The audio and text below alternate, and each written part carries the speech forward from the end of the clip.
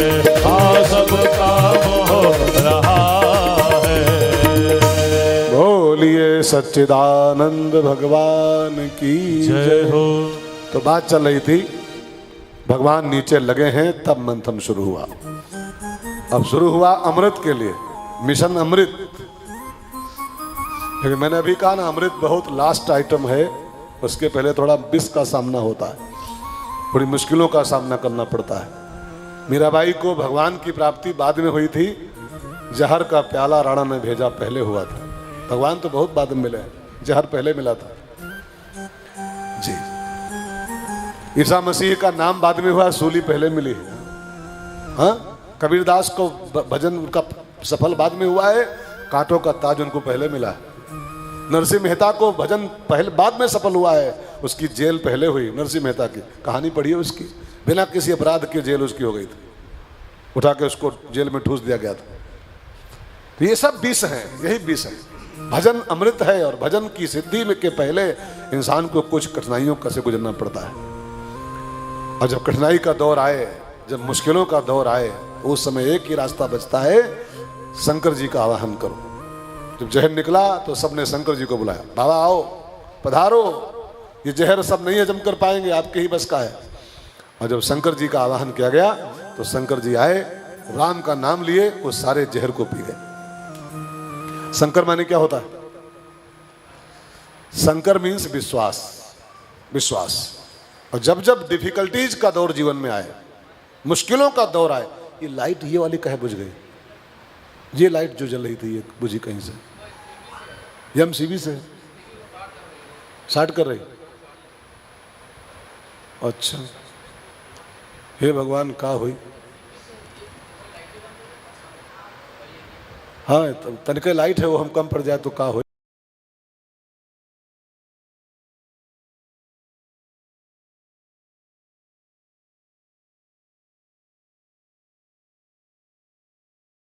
जी कथा याद रखिएगा। हाँ, शिव माने विश्वास। और जब जब मुश्किलों का दौर आए, विश्वास का दामन थामो कि मेरे सिर पर सीताराम। ये शंकर है, भजन नहीं है, ये शंकर का आवाहन है। जब जब मुश्किलों से जीवन गुजर रहा हो, तुरंत शंकर जी का आवाहन करो कि मेरे सिर पर सीताराम, फिकर फिर क्या करना। मेरे सिर पर सीताराम, फिकर फिर क्या करना। मेरे सिर पर सीताराम, फिकर फिर क्या करना। मेरे सिर पर सीताराम, फिकर फिर क्या करना। फिकर फिर क्या करना।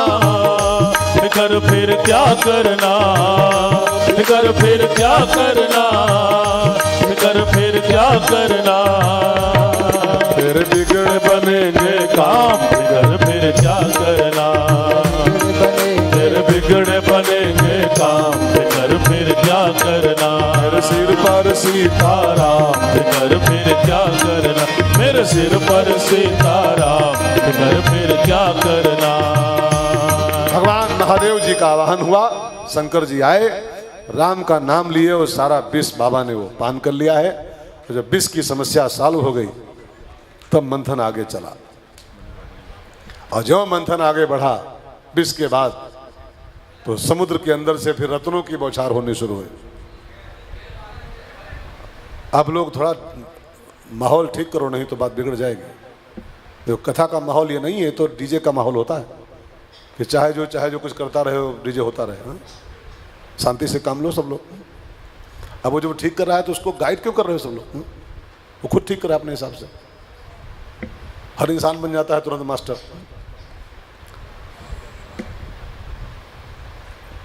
कथा मतलब कथा होती है। मैंने कई बार आपसे कहा है, आप कथा को जितनी शांति दोगे, कथा उतनी ही आपको क्रांति देगी, बदलाव देगी आपको। और कथा को खाली प्रोग्राम मान के सुनोगे, कार्यक्रम चल रहा है, कार्यक्रम तो बस खाली प्रसादे हाथ आएगा, बस लास्ट में। हाँ, खाली प्रसाद हाथ आएगा, केवल केला संतरा बूंदिया वही पाके निकल जाओगे। कथा से परिवर्तन लाना है तो कथा को शांति प्रदान कीजिए, और नहीं तो बात बिगड़ेगी। तो मैं था कहाँ पर, विष की समस्या हल हुई, फिर आगे रत्नों की बौछार शुरू हुई। कौस्तुभ मणि, उच्च श्रवा नाम का घोड़ा, ऐरावत नाम का हाथी, कल्प वृक्ष, रंभा, मेनका, उर्वशी, अप्सराएं, एक से एक आइटम बाहर आए, लेकिन देवता भगवान का सिद्धांत पकड़ के चल रहे हैं, ललचाना नहीं है, विष से डरना नहीं है और रत्नों में फंसना नहीं है, आगे बढ़ना है केवल बस। दैत्य जो दे दें ये तुम ले लो, ये तुम रखो देवता, बस वही ले लें चुपचाप, डिमांड नहीं किए कि हमको ये दो। रत्न निकलने शुरू हुए और फिर इसके बाद कमल के फूल अब बैठी लक्ष्मी जी निकली। अब लक्ष्मी जी का प्राकट्य हुआ तो उनको पाने के लिए हम शुरू हो गया। देवता बोले इनको तो हम लेंगे, दैत्य बोले हम लेंगे। तो समुद्र का देवता लक्ष्मी का पिता प्रकट हुआ, वो सिंधु सुता है। लक्ष्मी जी भगवान की पत्नी तो ही है, लेकिन वो सिंधु सुता है।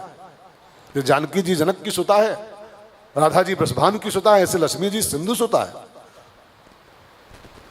सिंधु सुता में बिनव तो ही, है ना, सब लोग गाते हो दुर्गा चालीसा में, ये लक्ष्मी चालीसा में, लक्ष्मी चालीसा में, हाँ?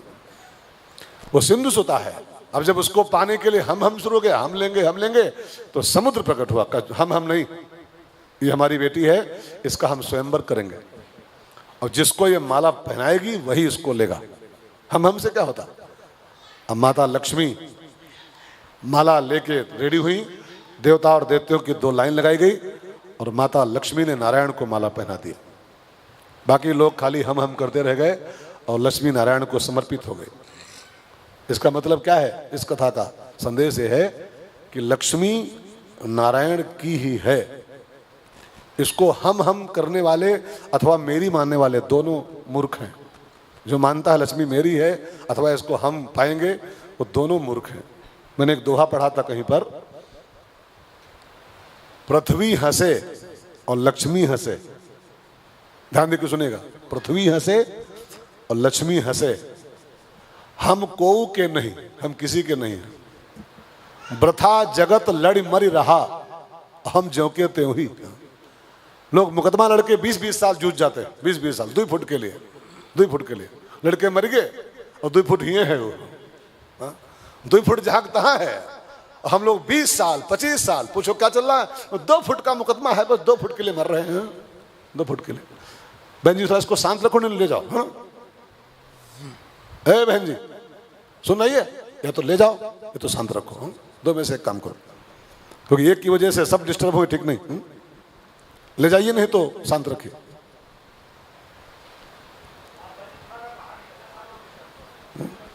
एक की वजह से सब डिस्टर्ब हो तो ठीक नहीं है, पाप लगता है इसमें।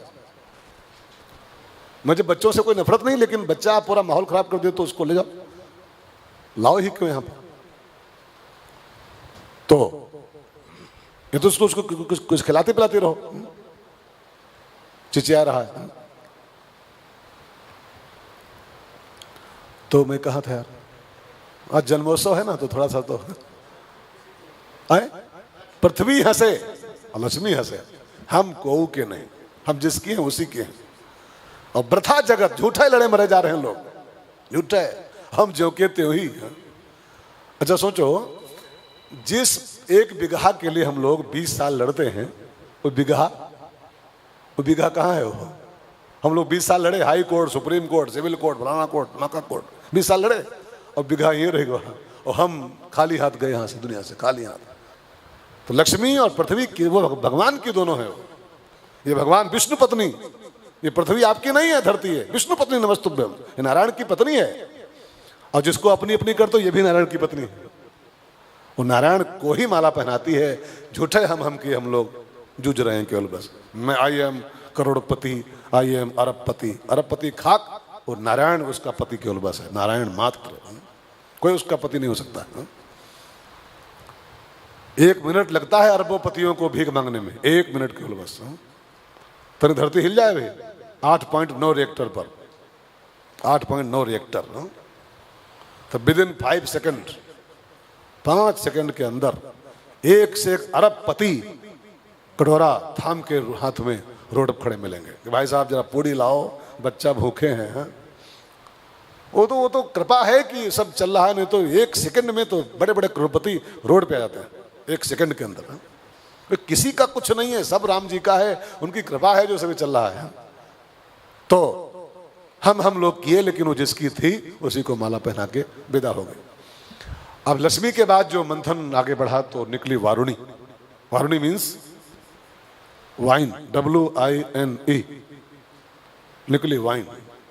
अब उस वाइन की जब बोतलें निकली उसमें से धाराएं, तो उसको सब दैत्य ही घटाघट पी गए, क्योंकि वाइन को देवता नहीं पी सकते हैं, दैत्य ही पीते हैं। और जो वाइन पिए वो देवता हो ही नहीं सकता है। जो वाइन पीता है वो देवता कहाँ हो सकता है, वो तो जाने क्या है, जो है सो आप जानते हो। सो वाइन और देवता कॉम्बिनेशन नहीं, वाइन और दैत्य। जो शराब निकली सब दैत्य पी गए उसको। शराब का अर्थ है होता यही, शराब मीन्स तीन अक्षर है, शराब। सा माने 100%, रा माने राक्षस जैसा, और बा माने बना देने वाली। जिसको पीते ही इंसान 100% दैत्य जैसा बन जाता है, 100% दैत्य, वही तो शराब होती। उसको सब दैत्य घट घट पी गए। अब इसके बाद मंथन फिर चालू हुआ शराब के बाद में। तब सोने का कलश हाथ में लेकर के उसमें अमृत, और भगवान नारायण का एक अवतार प्रकट हुआ। उस अवतार का नाम है धन्वंतरी। और जो वो अमृत का कलश लेके बाहर आए धन्वंतरी भगवान, अब दैत्यों ने झपट्टा मारा, अब वो कलश धन्वंतरी जी के हाथ से छीन लिया। अमृत निकला है, मुझे लाओ जा। और उसको लेके सब भागे आकाश में। अब बेचारे देवता सब चिल्लाए, ठाकुर जी मुश्किल निकाल मिला, ले गए बड़े भैया। पहले दारू पी गए, अब अमृतों ले गए। अब दरुए होती तो वही पी लेते हम लोग, वो भी गई वो भी गया। तो जब देवताओं ने पुकार लगाई ठाकुर जी को, तो भगवान ने तुरंत एक अवतार लिया है। उस अवतार का नाम आप जानते हो, मोहिनी अवतार। भगवान एक सुंदर स्त्री के रूप में प्रकट हुए हैं। दिव्य स्वरूप ठाकुर जी का है। दिव्य श्रृंगार करके ठाकुर जी मुस्कुराते हुए दैत्यों की ओर बढ़े। और ठाकुर जी जब मोहिनी बनकर मुस्कुराए तो क्या कहना जी, तेरा मुस्कुराना। हाँ, भगवान मुस्कुराए बन के स्त्री, तो फिर तो अच्छे अच्छे धराशायी हो जाएंगे। फूलों की रानी, गाना मत सुनिएगा, गाना नहीं है, ये सब भगवान की परिभाषा है। फूलों की रानी, जिसने फूलों को महकाया। फूल के हमारे आपके हैं क्या?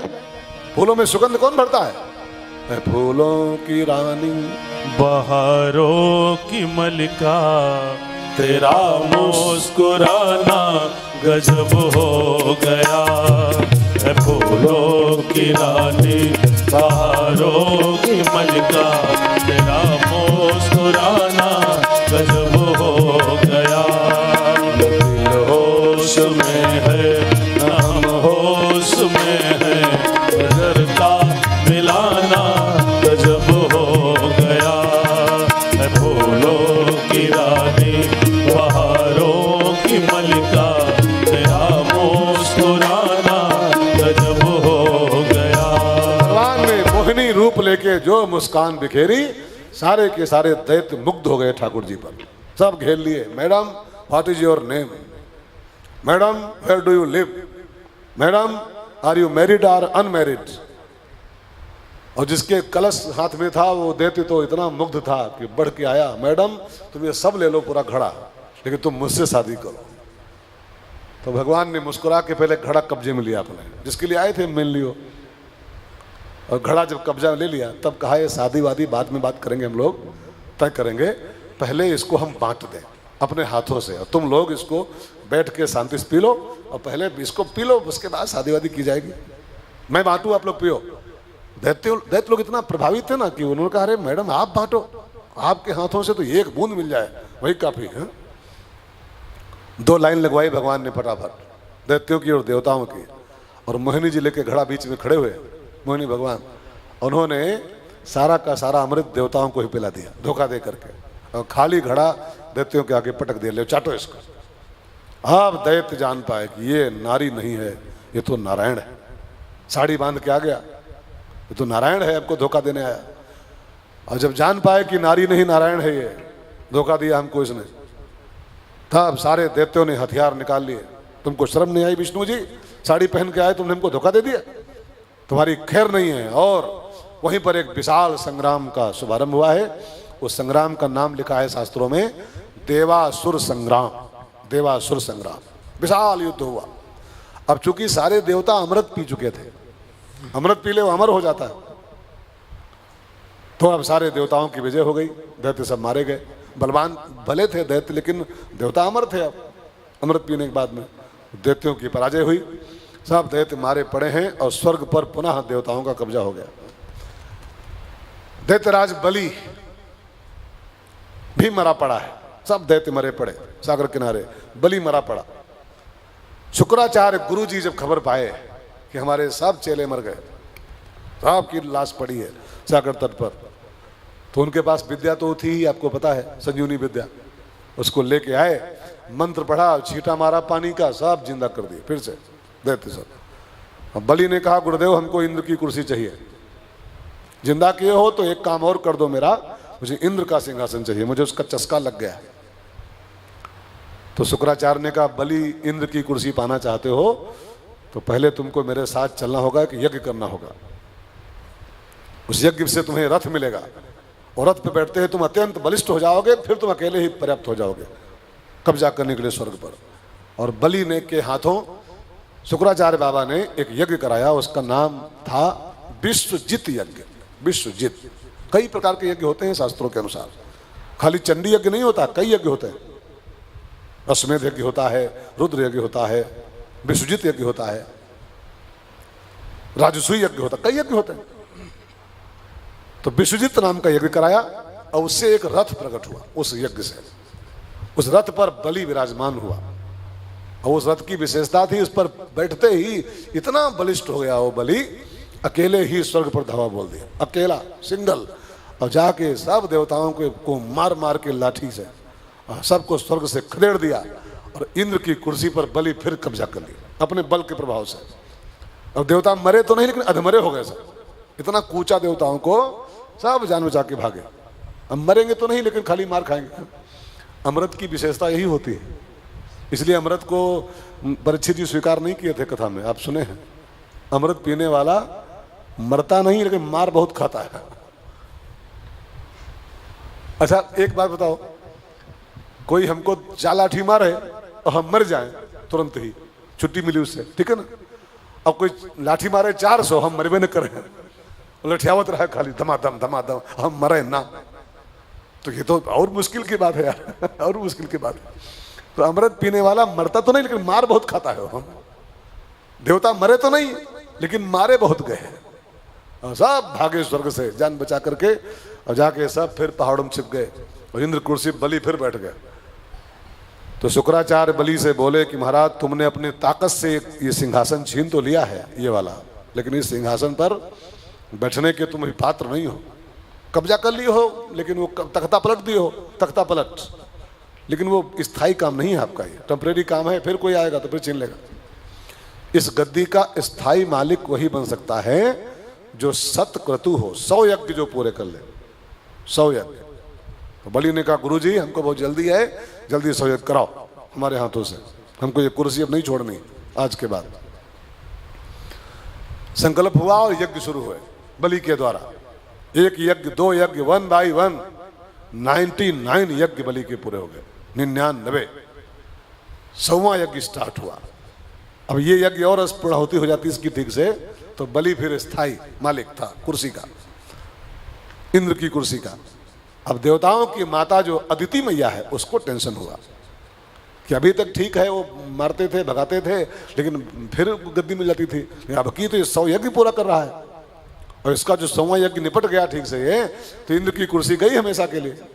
तो देवताओं की माता अदिति मैया ने अपने पति कश्यप से विनती किया कि बाबा कुछ करो, वो 100वां यज्ञ कर रहा है, अगर उसका यज्ञ निपट गया ठीक से तो हमारे देवता जो बेटे हैं ना वो हमेशा के लिए बाहर बेघर, कुछ करिए, ये यज्ञ न इसका पूरा होने पाए।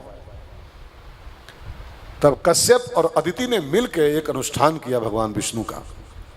उस अनुष्ठान से प्रसन्न होकर भगवान नारायण बलि को छलने के लिए और देवताओं का अधिकार उनको दिलाने के लिए भगवान ने एक अवतार लिया है। भादो महीने की शुक्ल द्वादशी के दिन उस अवतार का नाम है वामन अवतार। बोलिए वामन भगवान की जय हो। जय बोलने में कंजूसी मत क्या करो, भगवान की जय बोलने से आपकी ही जय हो सकती है, इसलिए बोलना चाहिए। जब जब जय बुलाएं, शास्त्री जी बुलाएं तो तब भी बोला करो, जोर से बोला, नहीं छोड़ेंगे नहीं, अयोध्या वाले हैं, बिना जय बुलाए नहीं मानेंगे। जब भी जय बुलाई जाए कस के बोलना चाहिए। भगवान की जय बोलने से भगवान की जय नहीं होती, वो तो ऑलरेडी उसकी जय जयकार हो रही है, पूरे विश्व में भगवान की जय बोलने से हमारी आपकी जय होती है। जय माने विजय, विजय। हम आप जीत जाते हैं जीवन के संग्राम में। फिर से एक बार बोलो, बोलिए बामन भगवान की जय हो। बामन क्या होता है? बामन मीन्स, बाम माने होता है अपोजिट, बाम माने विरोधी, अपोजिट, और ना माने नहीं। बाम प्लस न, जो किसी के अपोजिट नहीं होता है, कभी भी विरोध में नहीं आता है, हमेशा सबके अनुकूल रहता है, हमेशा जिसकी सबके ऊपर बराबर कृपा रहती है, वही बामन भगवान कहलाता है। सब पर मोर बराबर दाया, मैं किसी के विरोध में नहीं हूँ, सबके किसी के प्रतिकूल नहीं, मैं सबके अनुकूल हूँ। बाम न, बाम प्लस न इज इक्वल टू बामन, जो किसी के विरोध में नहीं है, जो किसी का अहित नहीं चाहता है। अरे रावण तक का हित नहीं चाहते राम जी, रावण तक का हित। जब अंगद चला है ना दूत बन के अंगद, तो उसने पूछा कि रावण के यहाँ जा रहा हूँ, कैसे बात करना है रावण से? तो जानते राम जी क्या बोले थे? क्या बोले थे? काजू हमारा भी काम हो जाए, हा? और तासुहित होई, उसका भी भला हो, उसका भी भला हो। काजू हमार तासुहित होई, रिपुसन कर हो बदक ही सोई। काजू हमार तासुहित होई, रिपुसन कर हो बदक ही सोई। जो रावण का भी हित नहीं चाहते हैं, वही तो जो किसी के बाम नहीं है, सबके अनुकूल ही हैं, सबके दक्षिण ही हैं, वही तो भगवान कहलाते हैं। तो बामन भगवान का अवतार हुआ है। ब्रह्मा ने जनेऊ किया बामन जी का, और जनेऊ के बाद कमंडल दिया एक, और कहा बामन भगवान एक कमंडल ले आओ, भिक्षा मांगने जाओ। ब्रह्मचारी बने हो ना, जनेऊ पहने हो, भिक्षा मांगने जाओ। हर ब्रह्मचारी को भिक्षा मांगनी पड़ती, 2 काम करने पड़ते हैं ब्रह्मचारी बनने के बाद। जब जनेऊ होता है किसी ब्राह्मण बालक का, उसको 2 काम करने होते हैं। एक तो भिक्षा मांगनी होती है, दूसरे उसको पढ़ाई करनी होती है। हमारे अभी भी परंपरा चलती है ये, लेकिन अब वो खाली परिपाटी बची है कि वो लकीर की फकीरी। जब जनेऊ होता है तो वो बच्चा चलता है कुछ दूर, कहाँ जा रहे हो? काशी जा रहे हैं। काशी क्या करे? पढ़े। अच्छा लौटे आओ, हाँ लौटे आओ, मामा आए, नाना आए, लौटाए लाए। पढ़े लिखे की ऐसी तैसी, और खाए दूध चराई भैंसी। ब्रह्मचारी जब बनता है तो उसको विद्याध्ययन की आज्ञा होती है, काशी जाओ पढ़ने, और दूसरा भिक्षा मांगनी पड़ती। तो जनेऊ हुआ तो कमंडल ब्रह्मा ने दिया और कहा जाओ और भिक्षा मांग के लाओ। तो भगवान ने कहा भिक्षा और मैं, भिक्षा और मैं, मुझे कौन देगा? सारे संसार को मैं देता हूं जी। दाता एक राम, सब मुझसे मांगते हैं।